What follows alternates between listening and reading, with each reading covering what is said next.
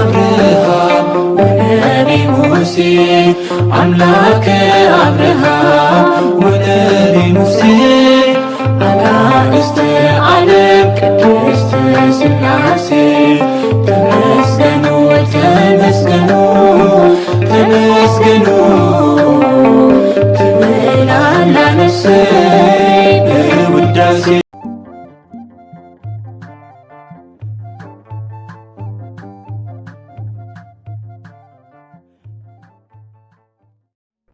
በስመ ሥላሴ ኪርያ ላይሶን ኪርያ ላይሶን ኪርያ ላይሶን። ሰላም እግዚአብሔር አምላክ ምስ ኩላትኩም ይኹን። ህዝበ ክርስቲያን ከመይ ውዒልኩም? ኣነ እግዚአብሔር ይመስገን። ክብሪ ይስፋሕ መድኃኔዓለም ኣቦይ ልዑል እግዚአብሔር ኣምላኽና ክሳብ ሰዓት እዚኣ እቲ ጸንሕ እስትንፋስ ዓዲሉ ብጸጋን ብጥዕናን ስለ ዝዓቀበናን ዘጽንሐናን ክብርን ምስጋናን ኣምልኮን ውዳሴን ዘለዓለም ንዑ ይኹኖ። ከምኡውን ነታረርተ ሊና ቅድስተ ቅዱሳን ንጽህተ ንጹሃን ወላዲተ ኣምላኽ ወላዲተ ቃል ዝኾነት ቅድስቲ ኪዳነ ምሕረት ኣደይ ቅዱስ ወዳ ብዛሃባ ክብርን ምስጋናን ውዳሴን ይብጽሐያ። ከምኡውን ንኹሎም ቅዱሳና እግዚአብሔር ኣምላኽና ብዝሃቦም ጸጋ ብዝሃቦም ቃል ኪዳን ከከም መዓርጎም ክብርን ምስጋናን ንዘለዓለም ንዕኦም ይኹን ኣሜን። 23 ሚያዝያ ናይ ዕለቱ ስንክሳር ድሰምዕ ዘንብብ ፍቕሪ ጎይታ ኣብ ልቡ ይዕንብብ ሓለዋን ጸሎትን ናይ ቅዱሳን ድማ ይረክብ። ዝክረ ጻድቅ ለዓለም ይህሉ ዝኽሪ ናይ ጻድቕ ንዓለም እዩ ዝነብር ኣሜን። እንቋዕ ናብ ሊቀ ሰማዕታት ቅዱስ ጊዮርጊስ ዓመታዊ ናይ ሰማዕትነት በዓሉ ብሰላም ኣብጽሐና ኣብጽሐኩም። ቅዱስ ጊዮርጊስ በረኻትን ረድኤቱን ይሕደረና ኣሜን። ብሰላም ድማ ሕማማትና ኣፈጺሙ ናብ ብርሃነ ትንሣኤኡ የብጽሐና ኣሜን። በስመ አብ ወወልድ ወመንፈስ ቅዱስ አሐዱ አምላክ አሜን። ዓብይ ወክቡር ጊዮርጊስ ሰርወይ አእላፍ ወመክብበ ሰማዕታት መጽሓፍ ገድሉ ናይ ቅዱስ ጊዮርጊስ ከም ዝብሎ ናይ ሰማዕታት ሓለቃኦም ከምኡውን ሞገሶም ዓብይን ክቡርን ሰማዕት ቅዱስ ጊዮርጊስ ድሕሪ 7 ዓመታት ናይ ስቃይ ጊዜ በዛ መዓልቲ እዚኣ ተሰየፈ። እዚ ጥንተ ኣመጻጽኡ ከመይ እዩ እንተበሉ ቅዱስ ጊዮርጊስ ዝተወልደ ካብ ኣቦኡ ዘረንጦስን ኣንስጣስዮስን ካብ ኣዲኡ ድማ ቴዎፕስታ ኣብ ናይ ቀደም ፋረስ ግዝኣት ፍልስጤም ወይ ከዓ ልዳ ውሽጢ እዩ። ዝተባረኩ ወለዱ ክርስቲያን ብጽቡቕ ምሂሮሞ ነበሩ። ኣቦኡ ግን ኣዕረፈ ብንእሽተይ ከሎ። ቅዱስ ጊዮርጊስ 20 ዓመት ምስ መልአ ናይ ኣቦኡ ስልጣን ንኽሕዝ ክኸይድ ከሎ ናይ ቤይሩት ወይ ከዓ ሊባኖስ ህዝቢ ድራጎን ከም ዘምልኹ ረኸቦም።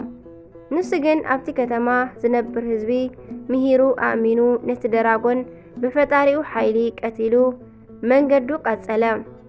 ቅዱስ ጊዮርጊስ ናብ ድድያኖስን ሰውዓ ነገሥታትን ምስ በጽሐ ክርስቶስ ተኻሒዱ ንጣዖት ይሰግድ ጸንሖሞ።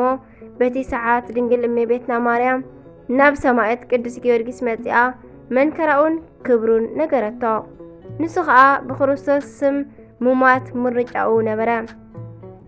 ካብ እመቤትና ቅድስት ድንግል ማርያም ከዓ ተባሪኹ ናብ ናይ ምስክርነት ኣደባባይ ዓውደ ስምዕ በጽሐ።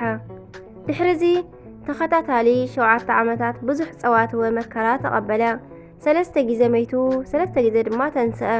ካብ ናይ ወዲ ሰብ ናይ ተፈጥሮ ትዕግስቲ ንላዕሊ ዝኾነ ስቅያት ስለ ቅንዕቲ ተዋህዶ ሃይማኖት ክብል ብምቕባሉ ናይ ሰማዕታት ሓለቃኦም ፀሓይ ናይ ንጉሆ ኮኸብ ብምባል ይጽዋዕ።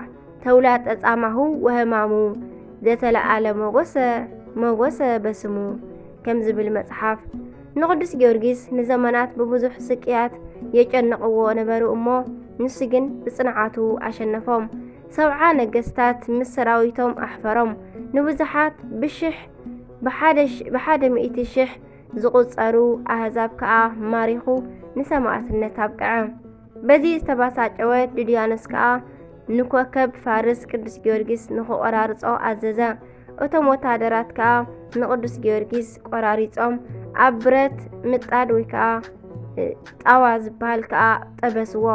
ብዘይርህራሄ ከዓ ኣካሉ ኣሕረርዎ። ቀጺሎም ከዓ ፈጭዮም ሓመድ ገበርዎ። ናብቲ ኣብቲ ከባቢ ዝነበረ ዓቢ ጫፍ ጎቦ ደብረ ይድራስ ከይዶም ከዓ ኣብ ንፋስ በተንዎ።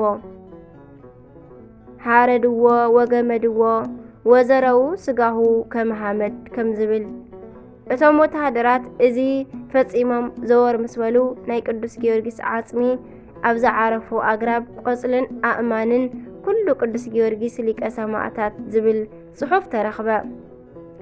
ሽዑ ግን ሓያል ሰማዕት ቅዱስ ጊዮርጊስ ካብ ዝተበተነሉ ተንሲኡ ነቶም ወታደራት ኣርከቦም እሞ ብክርስቶስ እመኑ በሎም። ንሶም ከዓ ተገረሙ እሞ ሰንበዱ ከዓ እሞ ኣሚኖም ናብ ህይወት መርሖም። እቶም ሰብዓ ነገስታት ግን ሓፈሩ። ድሕሪ 7 ዓመታት መከራ ከዓ በዛ ዕለት ምስ ብዙሕ ተኣምራት ተሰይፉ ደምን ማይን ጸባን ካብ ክሳዱ ፈሰሰ። 7 ኣኽሊላት ከዓ ተቐበለ።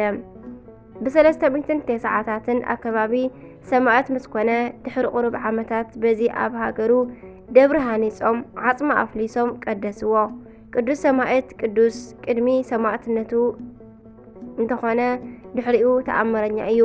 ብዘመኑ ናይ ክርስቲያን ደም ካብ ዘፍስሱ ዝነበሩ ኣራዊት ነገስታት ሓደ ዝኾነ ዲዮቅልጥያኖስ ርጉም ናይ 47 ሚልዮን ክርስቲያን ደም ኣፍሲሱ ነበረ እሞ ፈጣሪ ንናይ ሰማዕታት ደም ዝብቀለሉ ግዜ በጽሐ። ብ305 ዓመተ ምህረት ከዓ ኣከባቢ ኣረሜናዊ ንጉስ ስለ ናይ ቅዱስ ጊዮርጊስ ቤተ ክርስቲያን ተኣምራት ሰሚዑ ስለ ዝነበረ ንኸፍርስዋ ሰራዊት ለኣኸ። ናይቶም ሰራዊት ሓለቓ ከዓ ናብቲ ቤተ ክርስቲያን ኣትዩ ንናይ ቅዱስ ጊዮርጊስ ስእሊ ከዓ ተሳለቐሉ ወይ ከዓ ቃለለሉ ጸረፎ ማለት እዩ። ኣብ ቅድሚኡ ንዝነበረ ቀንዴል ብሰይፉ ክሃርሞ ክብል ግን እቲ ቀንዴል ተገልቢጡ ማእከል መበስበስቱ ሃረሞ። ከም ዕቡድ ኮይኑ ከዓ ሞተ። ሰራዊት ከዓ እዚ ሰሚዖም ናብቲ ንጉስ ሃደሙ። እዚ ሰሚዑ ዝተበሳጨወ ዲዮቅልጥያኖስ ግን ንባዕሉ ንኸፍርሶ ከደ።